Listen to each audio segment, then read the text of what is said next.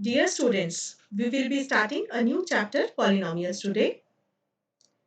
See, you are already aware of this concept of polynomials because you have studied a bit about them in the previous classes. What you have studied is, you have studied polynomials of one degree and one variable. One degree and one variable means we have studied polynomials like this, ax plus b. That means here only one variable is involved, that is x. And then the maximum power of this x in any of the terms is 1. That is why we call this polynomial a polynomial of degree 1. So you have studied about this type of polynomials, their terms. This is one term, this is second term. Their coefficients, for example, a is the coefficient of x, b is the coefficient of constant term or the constant term itself. You have studied about their solutions. For example, if we need to find out the solution of this polynomial, what we will do? We will equate ax plus b to 0. Then taking b to the right hand side, it will be ax is equals to minus b, and then x is equals to minus b upon a. So minus b upon a becomes the solution of x. Right? So I hope you remember all these things, the polynomials of one degree, one variable, their terms, their coefficients, their solutions and all. Now, what in this chapter? Now we will be studying something more. We will be studying about polynomials of one degree again, but in more detail now. How come? We will be studying polynomials of one degree, but in two variables. That means we will be having one variable x involved and another variable say y involved here. So there will be a term of x variable, that is say a into x, another term of y variable, that is say b into y, and a constant term can also be there, say that is c. Now here the two variables are involved, but what is the degree of this polynomial? Degree is again 1 because the maximum power of the any of the variable in any of the terms is 1 again. Here in this term, x is having a power 1. In this term, y is having a power 1. So again, the degree of this polynomial will be 1. So we will be studying about polynomials of 1 degree and 2 variables, and then we will be studying about of polynomials of 2 degree also. This 1 degree polynomials are known as linear polynomials. And the polynomials of 2 degree are known as quadratic polynomials.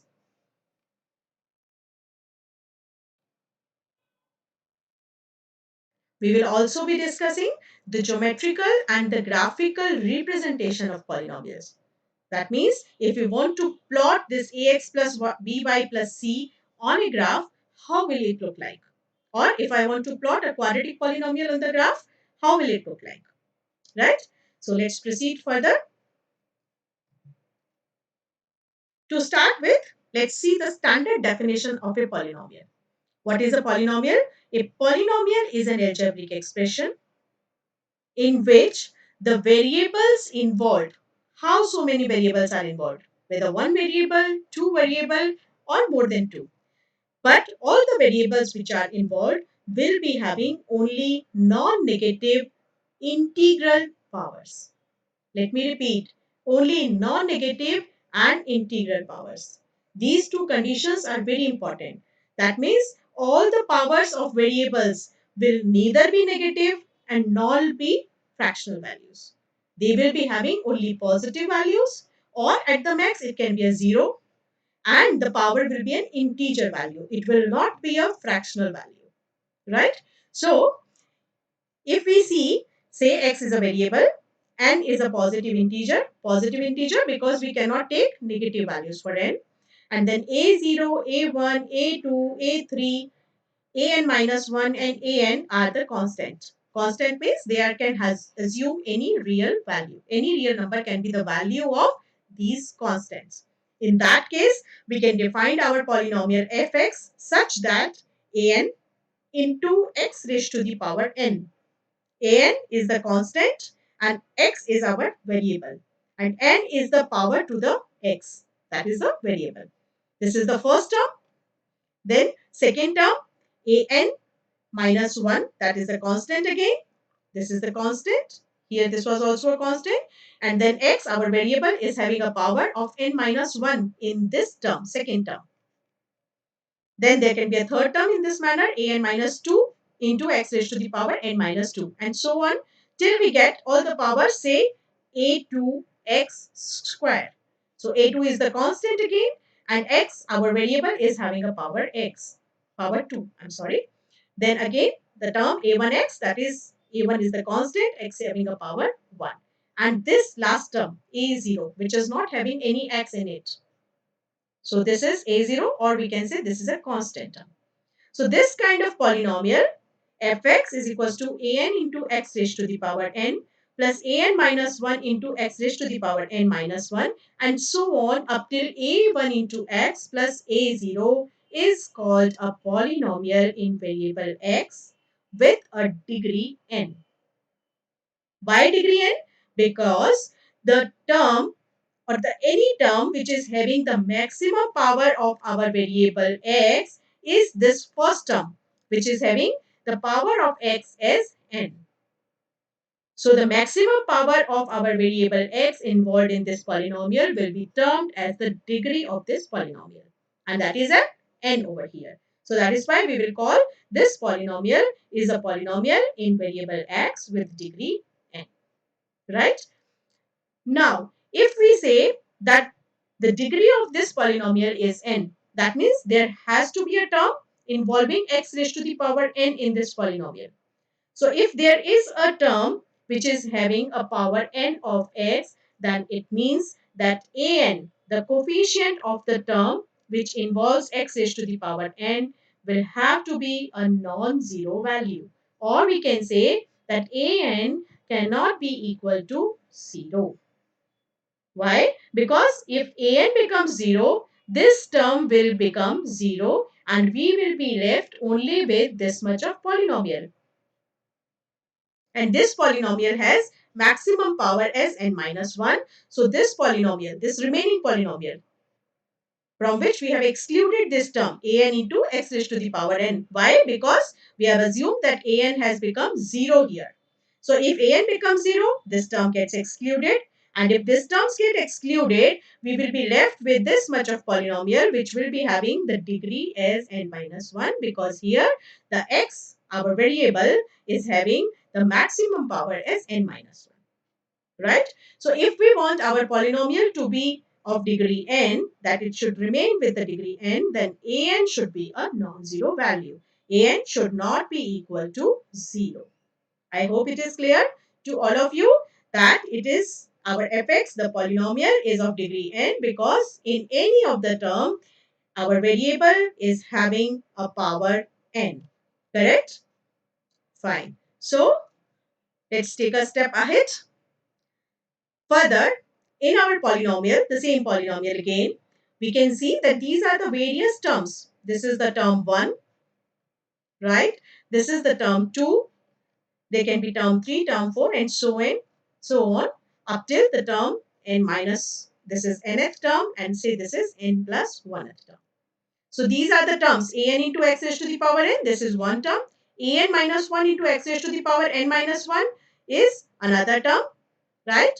Then a1x is one term and a0 another term. We can have some more terms in between like a2x square, we can have a3x cube, and so on. Correct? So here this an, which is multiplying, which is getting multiplied by the variable, the powers of variable, is a constant. We call it a coefficient.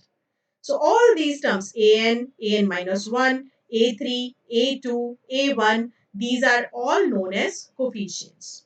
Coefficients of our terms with the respective multiples of various powers of x. Right? Let's understand this concept more clearly with the help of some examples. For example, px is equals to 8x plus 7. We are having a variable. Can you name the variable? Yes, that is x.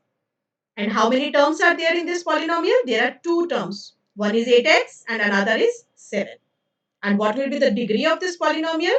Because the maximum power of variable x is 1 here in any of the terms. That is why the degree of this polynomial is 1. So we can say px is a polynomial in variable x and with degree 1. Similarly, gx is another variable again with two terms. One is 11x squared and another is minus 13x.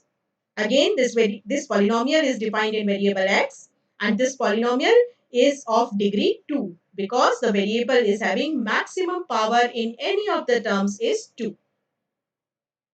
Similarly, there is one more example fx. Fx is f 5x5 plus 8x square y.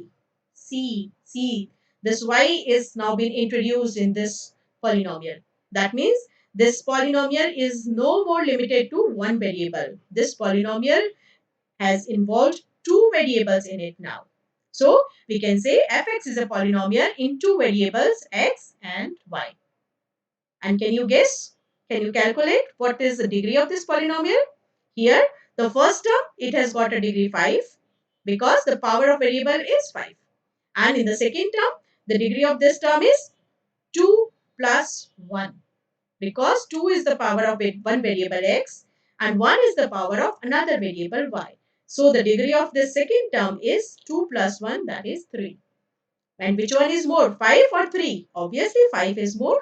So that is why we can say fx is a polynomial in two variables and with degree 5.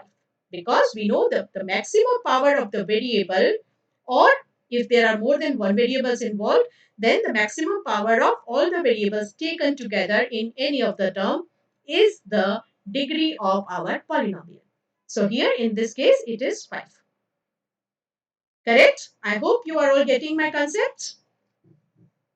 Now, the polynomial which we just saw was having one term a0 in the last, right?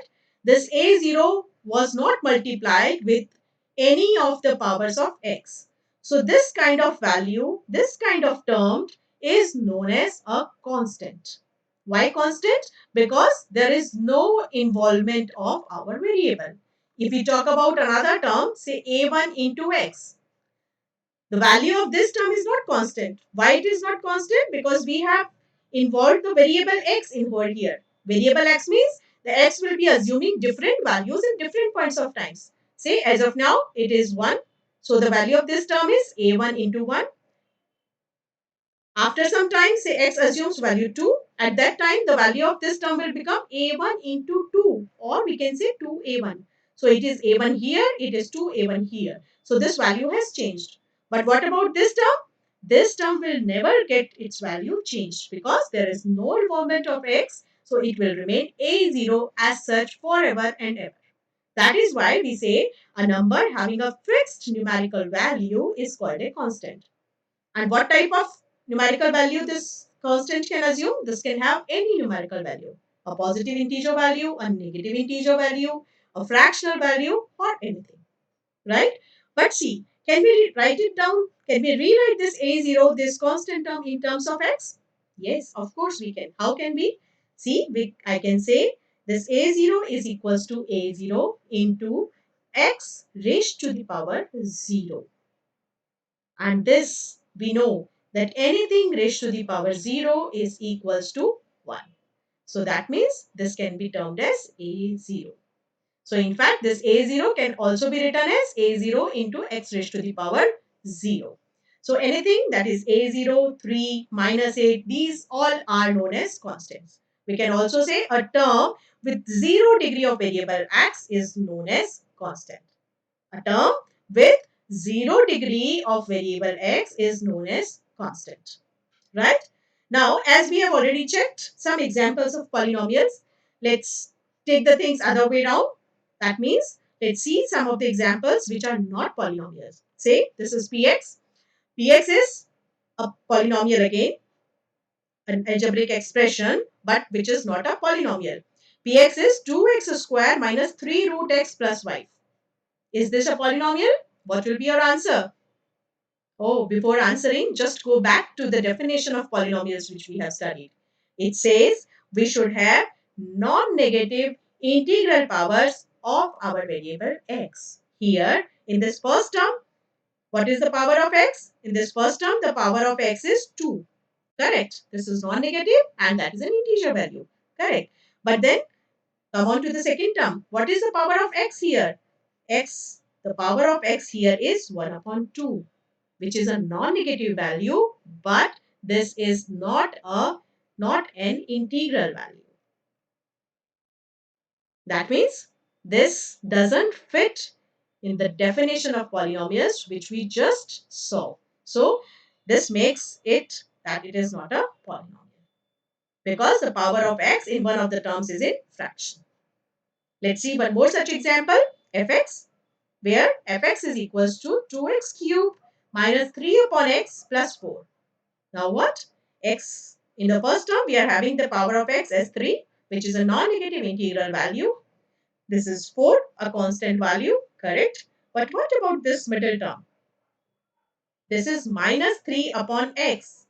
What does this mean? The power of x is negative. It can be written as minus 3 into x raised to the power minus 1. So, which makes the power of x as a negative 1. So, the power of x is an integer value, but then it is not a positive integer value, which says that this fx is not a polynomial. So again, we can say that this is not a polynomial. So for being a polynomial, for an expression to be a polynomial, we should have the various powers of x defined in with two conditions, that they should have a non-negative power. That means a power either a positive one or a 0. Minimum it can be a 0, but it cannot have a negative power, as in the case of second polynomial, second expression. Second, it cannot have a fractional value as its power. It can have only integer values, positive integer values as its power. Then only we will say that our expression is a polynomial. So, this is how we define a polynomial. I hope you are clear with this thing. Now, in our next topic, we will learn how to solve various types of polynomials.